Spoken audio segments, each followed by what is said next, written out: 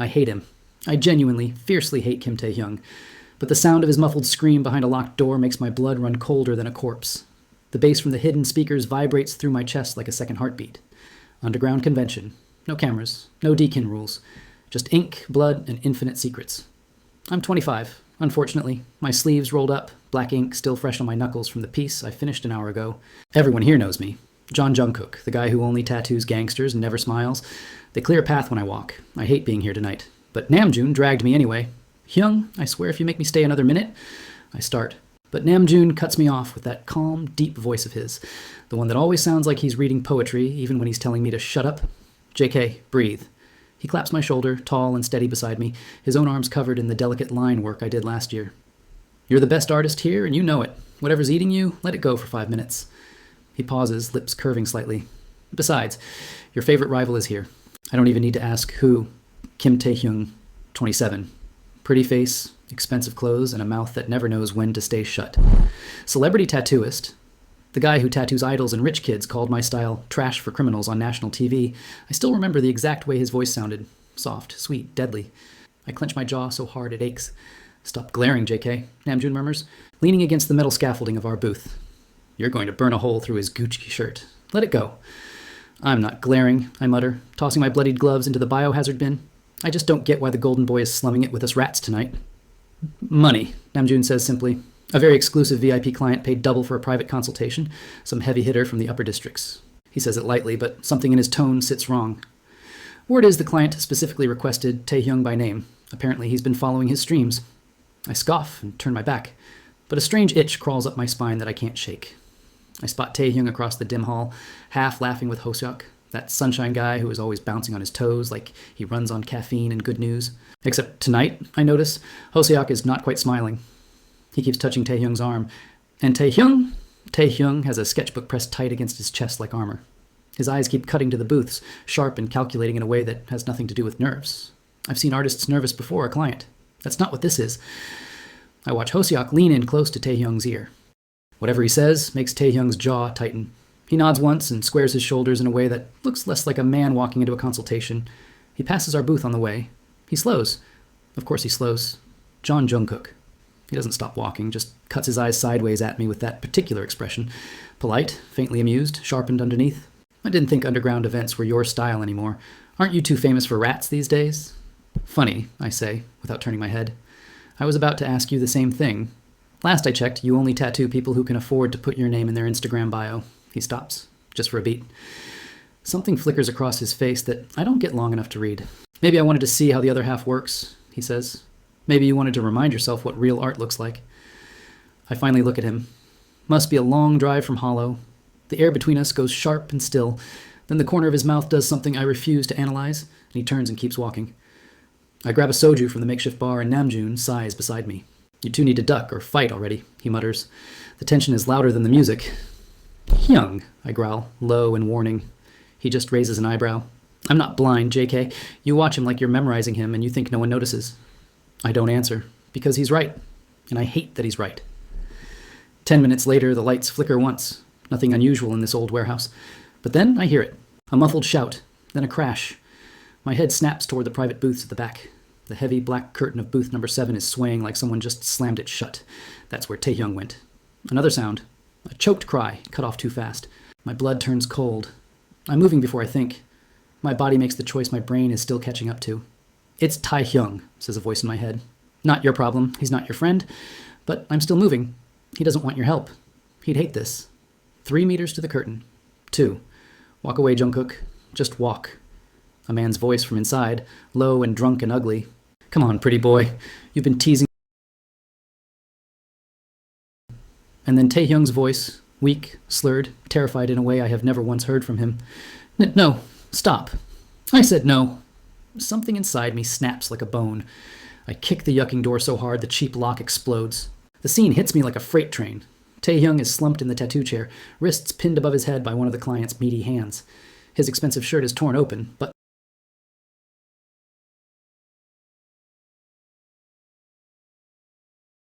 piece of shit everyone whispers about but no one touches.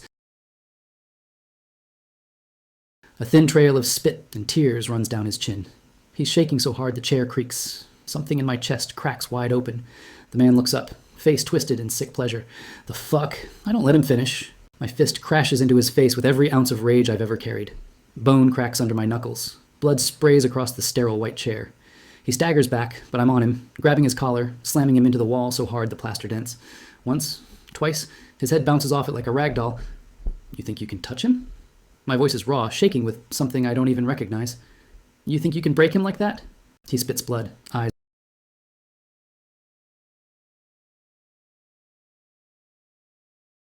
shaking now. I drop the bastard and spin around. Taehyung has slid halfway off the chair onto the dirty floor. Soft whimpers slipping out between sobs. His chest heaves too fast. I take a step forward. Taehyung?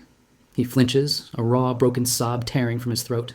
Don't touch me. Please, don't. My heart drops straight into my stomach. I cross to him slowly. I drop to my knees on the dirty floor in front of him, so I'm lower than him, smaller, less threatening. I keep both hands resting open on my own thighs where he can see them.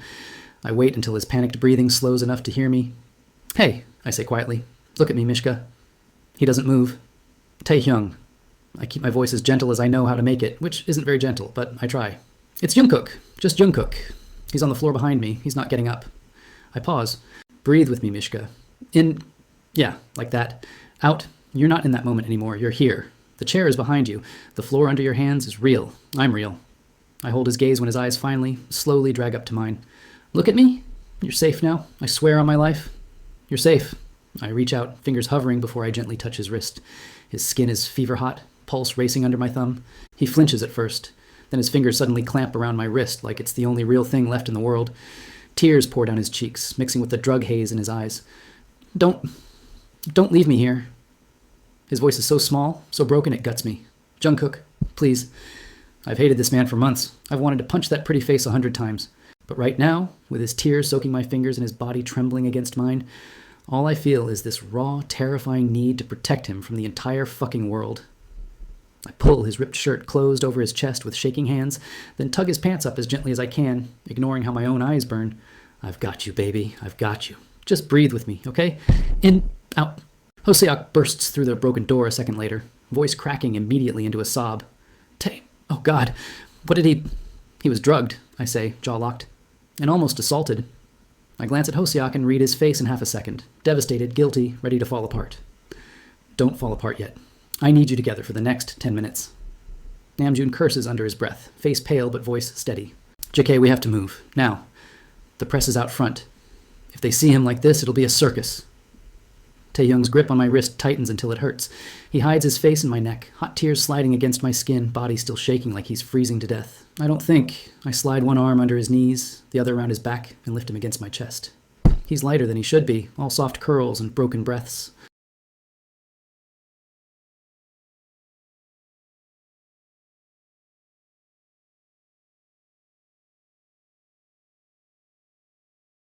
Hoseok looks like he wants to argue, but he looks at Taehyung, shivering in my arms, and nods quickly. Okay, let's go. I pick up the sketchbook from the floor as I go. Something about the way Taehyung was holding it earlier, pressed to his chest like something precious and dangerous at once, makes me unwilling to leave it behind. I tuck it under the arm holding his knees.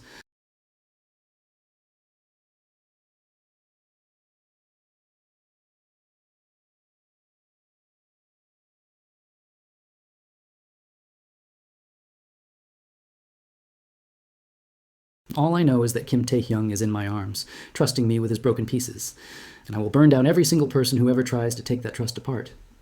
By the time we reach my studio, Taehyung is barely conscious. I set him on the couch. He's almost gone.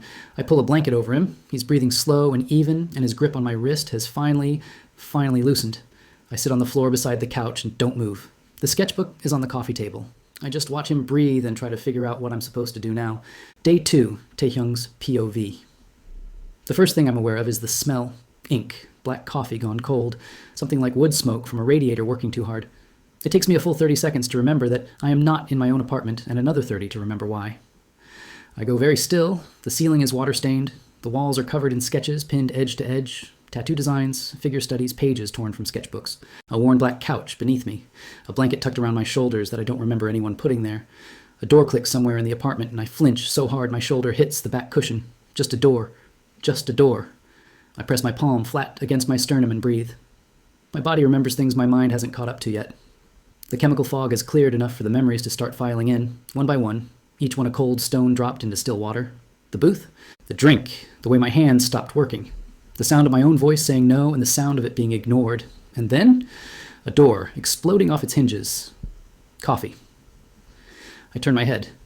Jungkook is standing at the far end of the room near the kitchen counter, not looking at me, setting a mug on the table at a distance I can reach without him coming close. He's in the same black clothes from last night. He hasn't slept. The skin under his eyes is shadowed, and his knuckles, I notice, are split and crusted over. He split his knuckles on someone's face for me. "Thank you," I start. "Don't." He finally looks up. His expression is complicated. Not unkind, but not easy either. "Drink the coffee." I drink the coffee. Hoseok arrives at noon. He takes one look at me and crumbles in the doorway, and I spend 15 minutes talking him back together, even though I'm the one sitting on someone else's couch in borrowed sweatpants with bruises on my wrists. That's just how Hobie works. It always has been. "I'm okay," I tell him, which isn't exactly true, but is true enough for right now. "I knew something was wrong," he says, gripping my hands. "I told you to let me come in with you. I told you. You told me. You were right. It's not your fault I didn't listen." He makes the sound he always makes when he's about to argue, and I head it off by squeezing his hands and not letting go. Across the room, Jungkook is cleaning equipment he probably already cleaned and not looking at us, and I understand that he's giving us space. I appreciate it more than I know how to say. At some point in the afternoon, Namjoon stops by with news delivered quietly at the door. The organizer has the man in custody. Unofficial custody. That's what matters for right now. "There will be a proper process," Namjoon says. "It just won't be fast." "It never is," Jungkook says from the kitchen. Namjoon looks at him for a second, some communication passing between them that I can't read. Then he leaves. I spend the day on the couch. Hoseok stays. Jungkook moves around the apartment at a careful distance, cooking something at one point, working at his drafting table at another, never hovering, never crowding. In the late afternoon, I pick up my sketchbook from the table. I press it against my chest the same way I was holding it last night, and I breathe, and I don't say anything. And Jungkook, who I can see in my peripheral vision, watches me do it, and also says nothing. That silence I will think about later. The fact that he saw and didn't ask, that he gave me the shape of a question without demanding I fill it. Near evening, Hoseok has to leave for a commitment he can't break and extracts 3 promises from me before he goes. That I'll call him, that I'll eat something, that I won't disappear into my own head alone overnight. I look at Jungkook after Hoseok leaves. He looks back. "Why were you really there last night?" he asks. I look down at the sketchbook in my hands. I've seen that man before. "When?" His voice is careful. I open my mouth. The words line up behind my tongue and then stop, because I have been carrying this alone for so long that the act of saying it out loud feels like cracking something structural, something that has been load-bearing for years and might not know how to stand without the weight. "I'm not ready to say it yet," I hear myself say. "I'm sorry, I'm just... not yet." He looks at me for a long moment, then he nods. "Okay, just that." I leave at dusk. I forget the sketchbook on the coffee table. Or maybe I don't forget it. Standing in the doorway with my coat on, I look back at it, sitting there, and I make a choice I'm not sure I've made consciously, and I leave without it. He watches me from the doorway as I go down the hall. I can feel it. He's going to open it. He's going to see everything. And I'm terrified, but I'm so ducking tired of carrying this alone. Day 4. Jungkook's POV. I don't open the sketchbook. I tell myself it's not mine to open. I put it on the kitchen counter and go to sleep. Actually sleep this time. The short, brutal sleep of someone who hasn't gone horizontal in 36 hours. I wake up and look at it and make coffee and don't open it. On day 3, I text Taehyung twice. Once to check that he got home okay. Once to say that the sketchbook is here, whenever he wants to pick it up. He replies to both. Short, careful, alive. That's enough. On day 4, 2 a.m., I can't sleep, and pick his sketchbook. I tell myself I'll just look at the cover. I open it. The first page is a face, charcoal. Dense, deliberate lines, the particular precision of something drawn from memory so many times the hand has stopped needing to think about it. A man. Broad-featured, heavy-set, the specific expensive blankness of someone who has never once been held accountable for anything. My hands freezes. I know this face. I've been looking for this face for 6 years. I turn the page. The same man. Different angle. Full body, from below, the perspective of someone crouching low and looking up. Behind him, a rain-slicked alleyway. The small halogen halos of scattered flashlights or headlights or both. And in the lower corner, beside the man's right foot, a child's shoe. Small, pink, the kind with a Velcro strap and a little rubber star on the toe. My sister had shoes exactly like that. She called them her space shoes. There's a date in the corner. Pencil, small handwriting, precise. The exact date, I was 19 years old and my whole life split cleanly into before and after. The exact date my little sister didn't come home. I call Namjoon at 2:17 a.m. He picks up on the second ring, which means he was already awake, which means he is always Somehow, exactly who I need him to be. He comes over, he sits across from me at the kitchen table and looks at the sketchbook and looks at my face and doesn't say anything for a long time. He was there, I finally say. My voice sounds like it's coming from somewhere outside my body. Taehyung. He was there that night. He drew it while it was happening, and he never said anything, not once. Not to the police, not to me, not to anyone. I look at Namjoon. She was 8 years old. She deserved someone to come forward. Yes, Namjoon says. She did. He doesn't try to argue me out of the anger. I love him for that. So what do I do with it? I ask. You get the full story, he says, before you decide to go on murder spree. I look at the charcoal face looking back at me from the page. The face I have been chasing through 6 years of underground circles and closed case files and nightmares I sealed up and called searching, so I wouldn't have to call them grieving. There's more in here, I say. I know. I turn pages slowly, page after page after page. The same man, different contexts, different years, documented with the quiet, obsessive precision of someone building something. Notes in the margins, dates, locations, names. It isn't just a sketchbook, it's evidence. Careful, meticulous, years in the making. My hands are shaking by the last page. I close it. I set it on the table and sit there with my palms on my knees until I can breathe in a straight line again. Then I pick up my phone and I type, I opened it. I need you to come and explain. Tomorrow, if you can. I need to hear it from you. I set the phone down. 3 minutes later, his reply comes, I know, I'll come tomorrow. I'm sorry, Jungkook. I've been trying to figure out how to do this for a long time. I stare at the message until the screen goes dark. Day 5. Jungkook's POV. He arrives at 10 in the morning. I open the door and we look at each other. He looks like he didn't slept well at all. We sit across from each other and neither of us reaches for coffee. Tell me, I say. He breathes in. 6 years ago, I was 21 at that time. I was walking home from a night class in Mapo. I took the back route because the main road was flooded from the rain. I cut through the alley behind the Hongdae streetcar depot. He looks at his hands. He was there, and she was there, and I... He stops, presses his lips together. I hid behind the dumpster at the alley entrance. The silence in the room is so complete I can hear the city outside 4 floors down. I drew her shoe, he says very quietly. The pink one. It was beside his foot and I couldn't look at anything else while it was happening. I just drew it. Because drawing is how my hands process what my brain can't hold. He pauses. And then the sirens came and he looked up and I ran. Something is building in my chest. Something with weight and heat and edges. I didn't know whose sister she was, he continues. Not at first. The police reports didn't connect. It took me months. Going back to the news archives, the case records, tracing what I'd seen against what had been reported. His voice drops. And then I found your name. And you didn't come to me. He meets my eyes. Doesn't flinch from the flatness in my voice. No, you had my name. The heat is rising now, controlled still, but rising. You knew her name. You had evidence sitting in a sketchbook that you carried everywhere, and you didn't come to me. No, he says again. I didn't. You had my name for months, Taehyung. She deserved someone to come forward. He doesn't deflect. He doesn't explain. He just absorbs it. Yes, he says. She did. Then why didn't you? When he speaks again, his voice is fractured, and it's the first time I've seen Kim Taehyung look genuinely small. I was terrified, he says. I am still terrified, honestly. I thought he didn't see me, but I have never once stopped believing that if I moved too fast, too visibly, he would find out someone had seen him, and he would make sure that person couldn't testify. He swallows hard. I was scared of dying. I was scared of what he would do to people I was close to. I was scared you'd hate me for not helping her, because I hate myself for it, and I... His voice breaks on the last word, and he closes his eyes. I know that's not enough. I know it doesn't give you your sister back, but I need you to know that I have not once in 6 years looked at a child and not thought of her. I have not once stopped being sorry.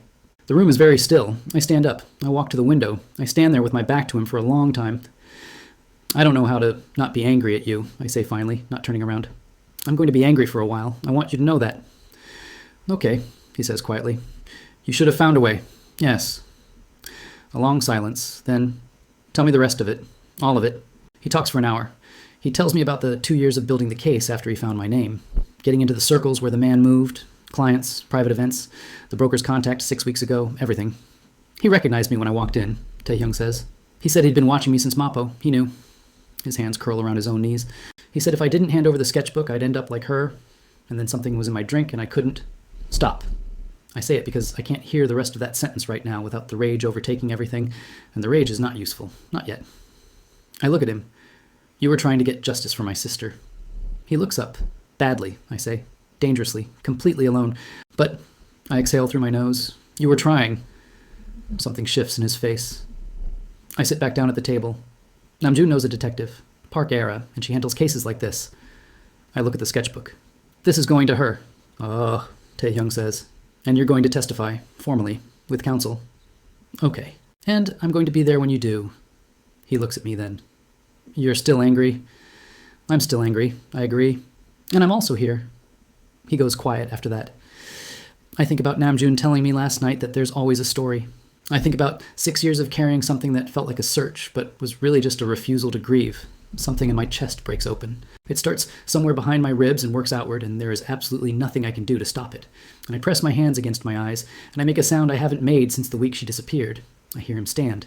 And then his arms come around me from behind, just his forehead against the back of my shoulder and his arms holding on. And he says, I'm sorry. I'm so sorry, Jungkook, for all of it, for not being braver, for every year I waited. I'm sorry. I reach back and grip his arm. My fingers close around it hard. We stay there for a while. When I can breathe straight again, I straighten, and he loosens his hold, but doesn't pull away. She was 8, I say. My voice comes out rough and real. She collected holographic stickers. She had a dedicated notebook for them, and she'd trade her lunch, her snack, her whole allowance for a sticker she didn't have yet. She called me Kooky Hyung even after I told her I was too old for it. I pause. She was the most mine thing in the world. His hand moves slowly on my back, just once. She sounds real, he says. And somehow that's exactly right. Not she sounds wonderful, or she sounds like she was so loved, just real. Like he's honoring her existence instead of her memory. She was, I say, very. Before he leaves, I do something I didn't plan to do. I stop him at the door. He turns. I step forward and pull him in, arms around his shoulders, his chin against the top of my head. Slow and careful, like two people who have handed each other something fragile and are still figuring out how to hold it without dropping it. He goes still for just a second. Then his hands come up and he holds on. I'm not forgiving everything today, I say into his shoulder. You don't have to forgive it. I just needed you to know it was real. The apology. I know it's real. I step back, look at him. When this is over and the ground feels solid under both of us, there are things I want to say to you. Things I'm not ready to say yet. His eyes search my face.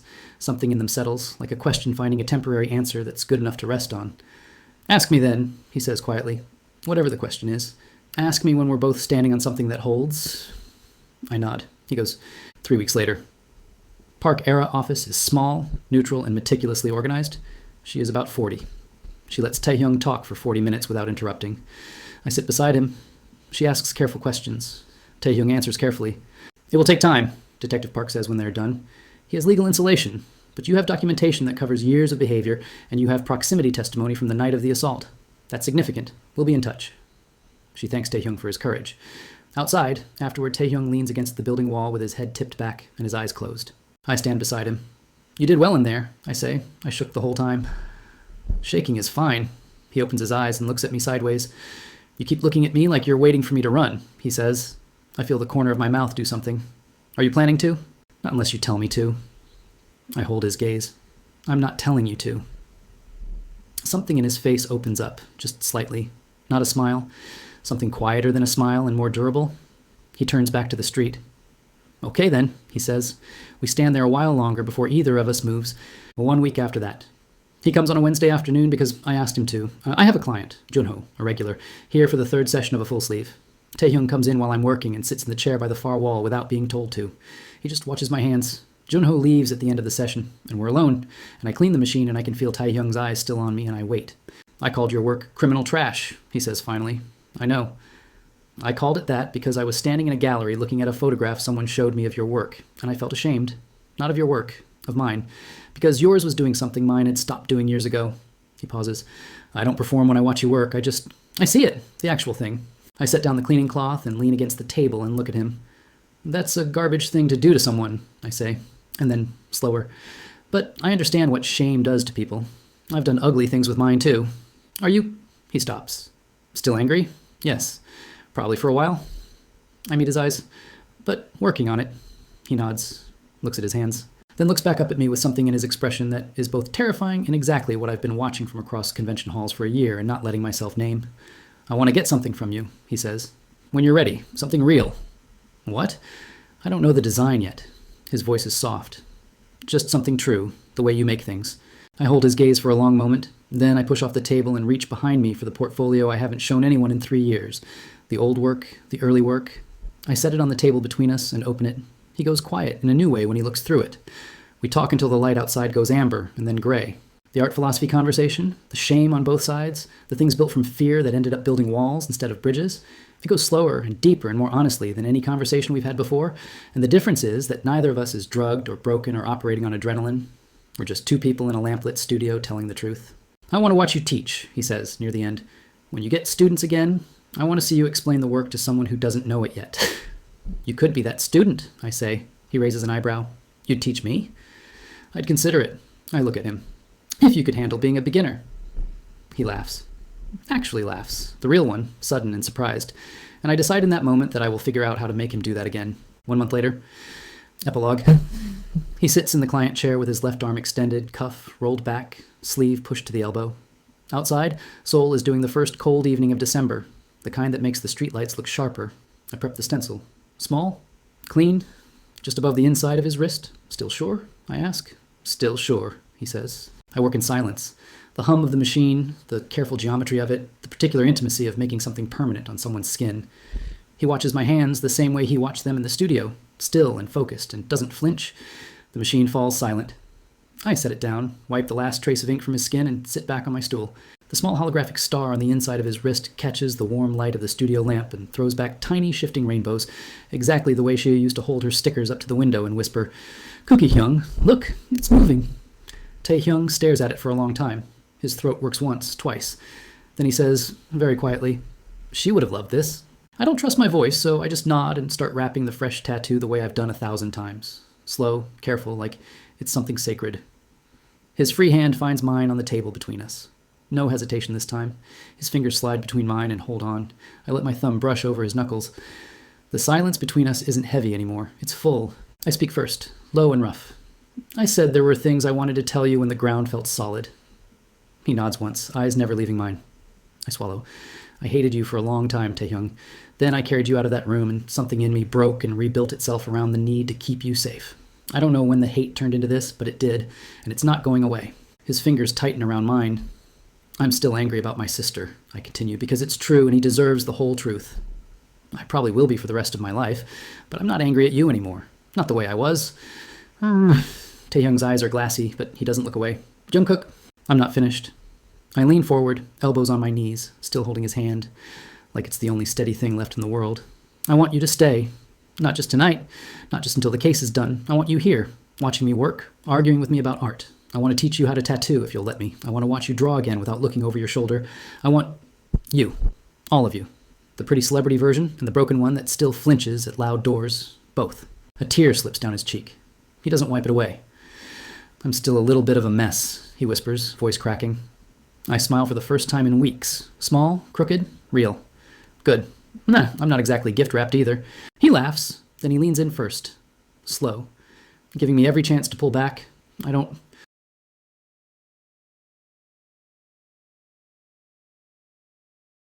Years of unspoken things finally allowed to breathe. I kiss him back like I've been waiting to do it since the night I kicked that door down. Not desperate, not frantic, just home. His fingers tighten around. I'm not going anywhere, Mishka, I murmur against his mouth. He smiles, small, shaky, but real, and answers, Neither am I, John Jungkook. Not ever. And for the first time in 6 years, the weight I've carried feels lighter. Not gone, never gone, but shared. We sit there in the quiet glow of the studio, hands still linked. Two enemies who saved each other and somehow became each other's home.